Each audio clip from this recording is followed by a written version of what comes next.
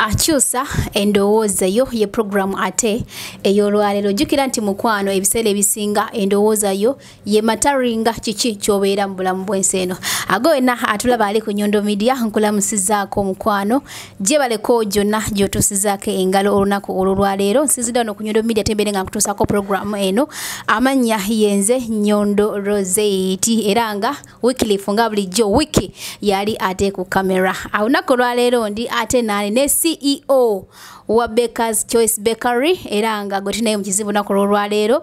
Abasinga mwali mumbuuza yalagawa yaddawa kubanga yalinga tusomesa ku business ebintu ebyenkizo. So olunaku olwaleero musaza abadde nga yakava mu swala naye ne musalako bulambalamba nakkiriza okubanga tokola ki tokola show eno. Kyemanya abasinga mubadde mu misinga naye kagende masabire nga takola ki nga ababuuzaako. Abalungi abatulaba mikwano gyaffe bamaama bataata nsanyusa okuddamu okubeera nga mbawuliza, nsanyusa okubalaba, mwebale kubeera nga mutuwagira, mwebale kubeera nga musubscribinga kubanga oba oli awo yemu abamukoze akanyiriro kaneeno.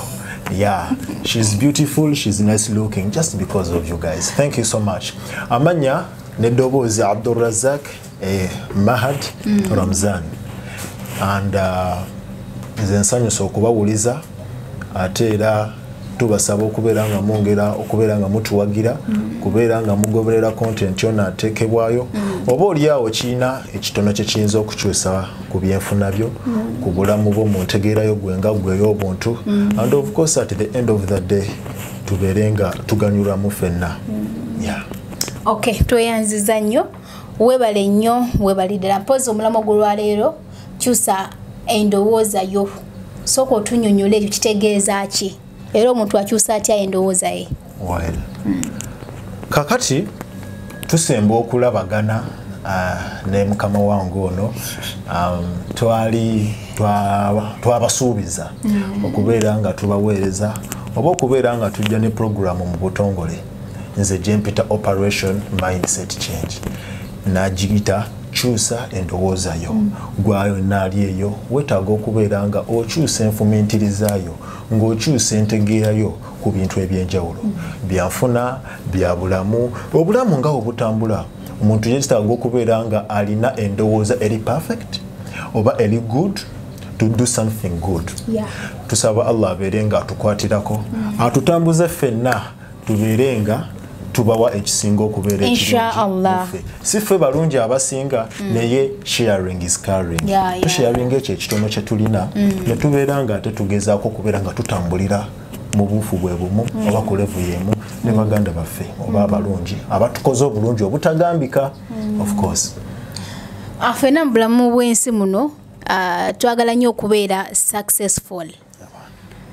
Byonna bye tukola nogezaako wali ng'oyagala kubeera successful, naye okusinziira ku ntegeerayo omuntu okubeera successful kikyalina okukola. Nate era successful oba oliawo ali atulaba ayinza okuba tamanyi kitegeeza, oyinza kukidefininga otya? Well, nina amawulire ag'essanyu oba nina amawulire amasanyusa eri oyo omulabe waffe atulaba nti at least twakkiriziganyiza oluvannyuma lw'okumala nga tukkiriziganye ne mukama wange ono nti at least buli wiiki abantu baneeno olunaku lujja kubanga lumu once in a while tubeere nga tudiscussinga muko. I call it a discussion cause aleeta n'endeeta endowooza ne zeegatta ne tukola omumuli omulungi ate nga mugumu. So kakati twakkiriziganyiza nti at least abantu bano tujja kubeera nga tubatwala muko mu byendowooza bineeno. Omuntu akola atya waneeno, kyanjawulo kiggwe ky'osobola okukola ekiyinza okukwawula ku balala. Ate bwe babeera nga bakitegedde ate naawe n'obagezaako kubategeeza butya bw'okituuseeko na butya bw'okikoze. Ambuuza nti okukyusa endowooza n'okutuuka ku buwanguzi kye ki?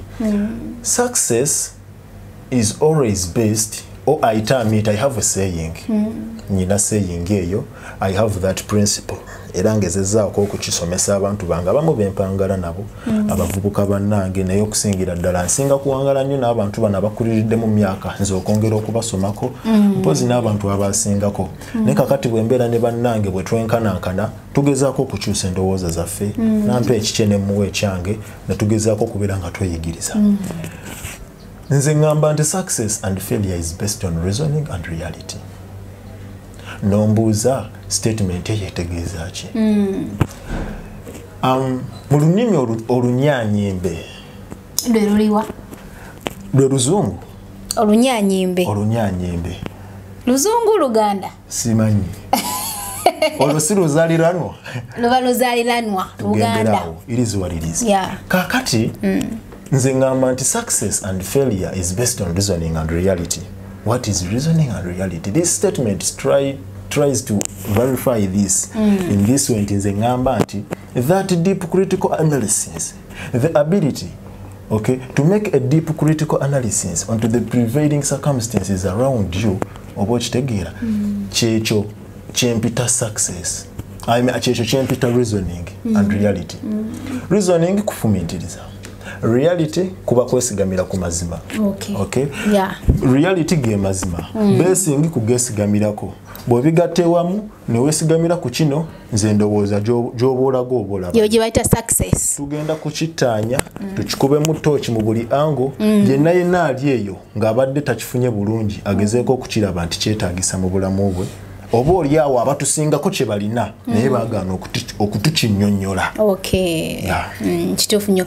Tweyanziza nnyo, tweyanzege. Mpozi gwe wena atulaba munnange show eno ate empowering oba ewagiddwa oba ekitusiddwako Baker's Choice Bakery. N'olw'ensonga eyo katugende akate mu bulango tubeere nga tukomawo mu bwangu ddala. Tweyanziza.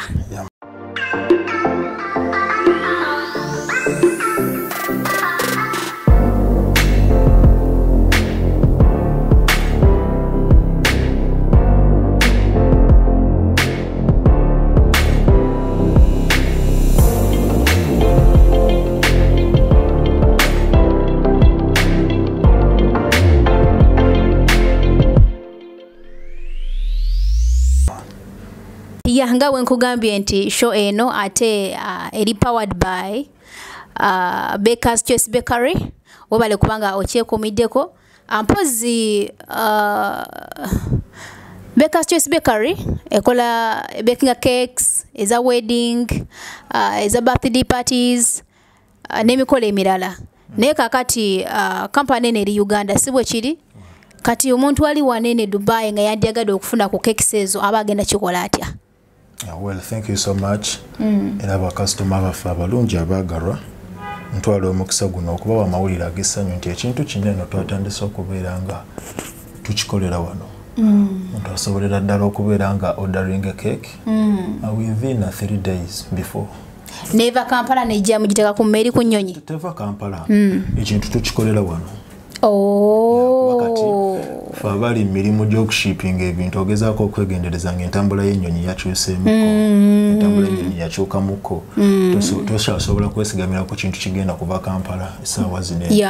That is not the reason, but we just decided ekintu kinene tukya-upgrading. Ate nga staff waali ebintu naffe ffennyini tubitegerera ddala bulungi ne tugamba lwaki nedda. Tweyanziza nnyo, tweyanzege mwebala tekubanga mutukikoledde bwe mutyo kubanga by the wano Dubai abantu bangi nnyo abatera okwagala cakes nga ziva Uganda. So obanga kiba kitukoledde webale nnyo, webalidde kuba cakes za wano eno nzibuzibu. N'olw'ensonga eyo mukwano gwe wenna ali eyo. Ennamba weeziri awo ziyitawo kubanga blessings of course abantu babadde basanyufu nnyo kuza cakes za wano zina embeera wala teziwooma zina that texture is so soft of course ate ne bagenda ne basusa sugar you know naye abantu badde bagala the other waffe Uganda kubanga ewooma whereby omuntu alya cake n'abanga alya cake tweyanziza nnyo. There is a difference between eating a normal cake and the Baker's Choice. Okay, so go wenna ayenditaze cake ng'olinayo omukolo gwonna agamba nga birthday parties, wedding n'endala n'omukolo omulala gwonna ennamba z'essimu ziri awo wansi oba osobola okubanga okola ki ng'omutuukako. Mpozi nga tukyali ku programu yaffe kyusa endowooza yo. So oli singa abakubuuziza nti what is failing and who is a failure oba osobola kumuddamu otya? Omuntu oyo nze ndowooza yandisoose nakumbuuza ku buwanguzi. Ku buwanguzi success. Buwanguzi. Yeah, before failing. before failure. Omulamwa gwaffe ogwaleero tuzze n'okubeera nga abantu baffe tubannyonnyola ekigambo success and failure is based on reasoning and reality. Kitegeeza ki era omuntu wa bulijjo yandisaanye akifuna atya mu kitundu kyaffe ekisoose tulabye ku success and failure ne tutunuulira waneno wakati wagambira nti based on reasoning and reality abantu ne tubataanyizaamu. Of course obudde tebutukkirizisiza bulungi naye we have live examples era nga wetugenda okweyongera mu programu kubanga tubategeeza success buba buwanguzi bwe tukkiriza nti omuntu kisooka kusinziira ku goal kijayina ebiseera ebisinga omuntu alina okubeera nga alina ekiruubirirwa omuntu alina okubeera nga alina goal kakati kijja mu njiiza mirundi mingi bw'obeera ng'oli musomi wa bitabo banga oli muyizi nga your goal is to get 4 points mu P7 yeah nga goyagala kufuna buna and that's your goal, that's your dream. Ebiseera ebisinga bw'okola n'oyita n'ofuna butaano tugamba nti he has been successful in his dream. Yeah, for that matter of education and at your level obadde successful. Era tukujagulizaako abaana bangi babaguliraawo ebirabo of course bagezeeko kubayozayoza n'okubazaamu amaanyi. So kakati success kwe kubeera ng'omuntu afuna ekyo kyabadde ayayanira ebbanga lyonna oba n'atuuka kukula. Kyova olaba we graduate a student from top class to P1 at that level oyo naye ne tumusanyusa tumuzaamu amaanyi ag'okwongera okusoma n'okumulaga nti kyakoze at least naye alina watambuddeko. Bw'ajja waneno P7 to senior 1 addamu okukola akujjuza admission forms what and what naye era naye tumujagulizaako singa aba atuuse kukula. So kakati successfulness eri mu makuba ag'enjawulo naye tusinziira ku kikyoyagala. Kakati ffe watujja mu byenfuna ebiseera ebisinga abantu basoma nga babagamba nti kolerera future yo. Future yeri waffe abagituuseemu tugiraba nti yonna etambulira ku kubeera financially stable. Your finances are doing well. Kiba kitegeeza so far you are successful. Ate nga ekyo kyotuuseeko ekkula eryo abantu abasinga kye baagala. Okay? Yeah. So ekyo kibeera kya muwendo ate ffe tukkiriza nti buli kyoyagala ekyenjawulo okutuukako ffe tukiyita obuwanguzi. Olina okuteekamu okufumiitiriza, olina okubeesingira ku mazima. Bw'ofumiitiriza naye nga weerimba kiba tekiggwa. Of course oba ojja kukkiriza nti yes nfumiitiriza kino kye kituufu naye ogambe nti nze njagala kukola kino. Of course bitambula byombi. It's a combination which drives you to the real and actual thing of course. Yeah. Toyanziza nnyo mukwano kansubire nti gwe wenna alaba ofunamu ekyomugaso webale kubanga ate okyekumiddewo ku Nyondo Media. Sharing a content waffe ate era liking, commenting oba oli awunza okubanga olina ekibuuzo kiwandiyagala ate okubuuza Mahad.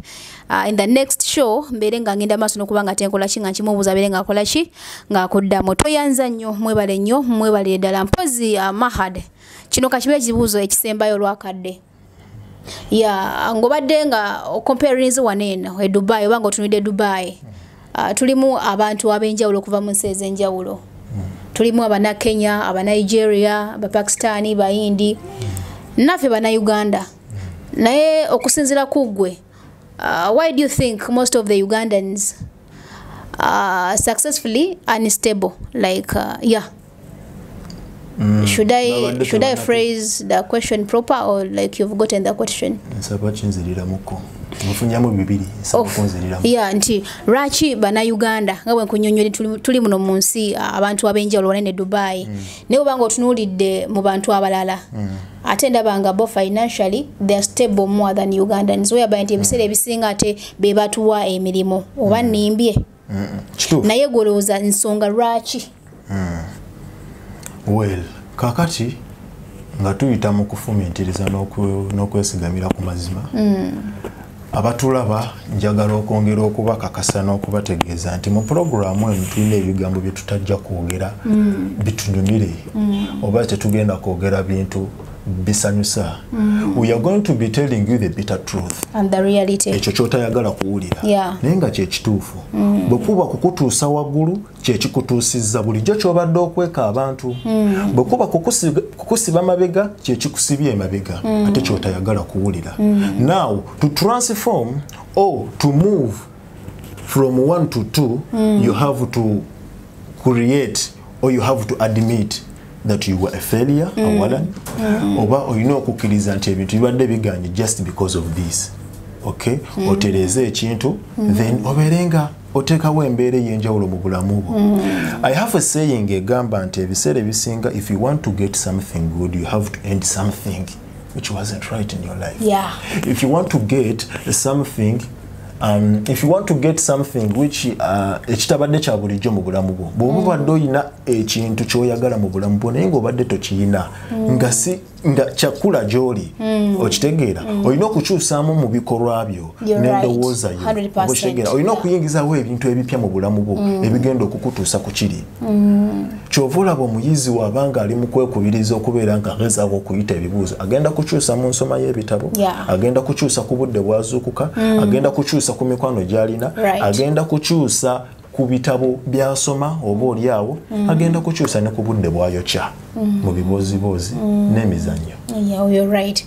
Kati n'ozikanga ogamba otya nempunzika nga nkubiriza Abannayuganda it's a full topic nze kati nga nze mbaluddemu they have like 10 to 12 each and every person kati buli omu ayina kujja n'akugamba nti nze nyimiridde bwenti ne bwenti obakitegeera you deeply critically and analyze embeera eyimiridde etya naye tetuyinza vaawo nga tetubawaddeyo n'ekimu ekisookera ddala tetulina bigendererwa. You're right. Result okikkiriza nti muli nnyonnyonya abaana ne bajja wano nga talina kikimuleese nga takimanyi. Seriously? Yeah. No, nze ekintu nkikkiriza nti kyekikuleese ng'oli mu kukikola. Okay? Don't tell me nti nazze kunoonya capital ate bw'otuuka wano n'okola ebintu ebicontradicting with your goal. You're right. Then you won't tell me nti kino kyekituufu ekyakuleeta and you are doing it. And that's the reason as why some people are here and they are doing different things. So batuuka wano eno kyegirako adivertinga. Abamu si kyeyagirako abamu tebajja na bigendererwa. Abamu tebajja na bigendererwa. Last time when nali njogerako ne bakama baffe bana abalungi abatulaba ne bagamba nti omuntu yeetaaga at least on a weekly basis babanga agenda kulinnya nnyonyi kujja eno okukola asanya breathing bwe. Ekisooka omuntu olina okwefumiitiriza n'omanya njagala ki oli muto njagala kubeera ki. Okay? Ekintu kino nkituuseeko ntya si gwe kulowooza nti njagala ssente okufuna ssente nnyina kukola nnyo and that's all. Si bwe kito bwe kiri newenkuwa miliyoni 5 essaawa zino gwe Munnayuganda wenna ali eyo nsobola okuwa omwezi nenkugamba ogenda kubeera ng'olinga bwe nakusanga akuwa ssente aba takuwadde bugagga. Kituufu. It's all about reasoning and reality. Kyusa endowooza yo yegenda okuvuga oli mutuufu nnyo ekumanagingisa ebyokola. So kakati ku nsonga y'Abannayuganda abompadde wano tulina ensonga y'okubeera nti tetwemanyi abantu tebeekolako self review teweemanyi gwe kennyini tomanyi kyoyagala kikola nnyo ku bawala I wouldn't bring some examples naye abantu abamu ababaddeko mu bisawo ebyokwagalana akulaga nti agezaako okwogera n'omuntu naye tufinalizinga tugambye nti omuwala oyo kyayagala takimanyi. Okay? Kakati ekyo ne kibeera ku Bannayuganda, that is a problem. Ekyokubiri abantu balowooza balina obudde ate obulenga tewali. We have time. Anze kino nawe sikikola omwaka ogujja nnyo bakimaliriza esooka ebeeraawo. Obudde tewali. Kituufu. In life kati ngaffe abantu abali mu byenfuna buli kimu kirina obudde bwakyo. Bwe mbanga mpulaninze nti next year ngenda kuwasa. Okay? Bwe mmaliriza okiddako kigenda kubeera ki. I have to secure the perimeters of my businesses zonna nga ziri bulungi. Okay? Ekyo bwe nkimaliriza ekiddako ki ngenda kubeera nga ntandika okusitula project yange y'okuzimba ennyumba. Okay? Eyo bwe nkimaliriza nzizaako ki ngenda kuyimirizaawo rentals. Okay? Emubende. Okay? Bwe mmala okubeera ne schedule eyo nga I have a drafted business plan or a schedule engeri gye ngenda okukolamu buli kintu kyange ntunga biri systematic. Okay? Tojja kunsanga nga njokya obudde. tojja kunsanga nga nkula ebyo bannayuganda bye bakola. Oli mutuufu. Of course. Oli mutuufu. So kati we lack that. Nagambye ensonga nyingi nnyo. Naye of course maaso eyo tulina embeera gye tugenda tuuka muddemu obuuza ekibuuzo. Yeah, you're right. Bantu baffe tulooke tubawe mu full Oli mutuufu nnyo. Tubaguze kamula. So lwakadde toyanziza nnyo. Toyanzega ebigambo kimu bibiri ebisembayo eryo yakulaba. Eryo yatulaba. Babaganda abaffe abalungi abatulaba nze nja kusigala mbakubiriza okubeera nga beekwata ku mutonzi. Mutyo Katonda mutyo nnyo omutonzi. Kuba byonna bye tukola gye buva ne gye budda tulina okuvaawo. For example Alhaji BMK musajja oyo kati ffe tuli basajja bayisiraamu abadde yeekoledde entegeka. Wano ne wali. So kati tusobola okugamba nti ye mashallah. Omuntu abadde yeekoledde enteekateeka ne wagenda temuna kuwala nnyo. Ekyokubiri ogwo abagumaze. Ekyokubiri tubeere abantu abafuuka ekyokulabira ku buli wobeera. Making sure that you make use of you in the society. Rosette abeera deira. Rosette watali kye kiyinza obutatambula. Bona avaawo ne tukubira enkisimu Rosette ne tugamba Rosette aliwa kakati kinene anti kakati mbadde nsaba onyambemu. You have been useful. Nebo tutandika okujjukira ko bire ebibozi byaffe eby'omukayembe Rosette taliwo. Kati twebo ngibi byokka bye bakulowolezaako. Of course bwogenda tetugenda kuddamu kwogerako. Oli mutuufu. Kola omugaso mu bantu bo. Ogukola otya? Bibye twateereddewo pulogulaamu eyo. Ogwo mulyango mugazi nnyo. Beera muntu wabuvunaanyizibwa. Tubeere abantu abakozi. Obulamu bujja kubeera nga butunyumira. Ffenna twagala kuba bulungi. Oyo yenna ali eyo ngalowooza embeera gy'erimu emwesimisa. Tumusaba yeekwate ku mukutu guno. Tutambule ffenna. Amiina. Yes. Okay, nange nga nzigalawo program eno ateeka nsooke njozeeyoze oba nkulise Rema Namakula yatenga yasuddewo omwana wa buwala amukulikire ddala katuddemu olundi obale kubanga obadde okyekomiddeko.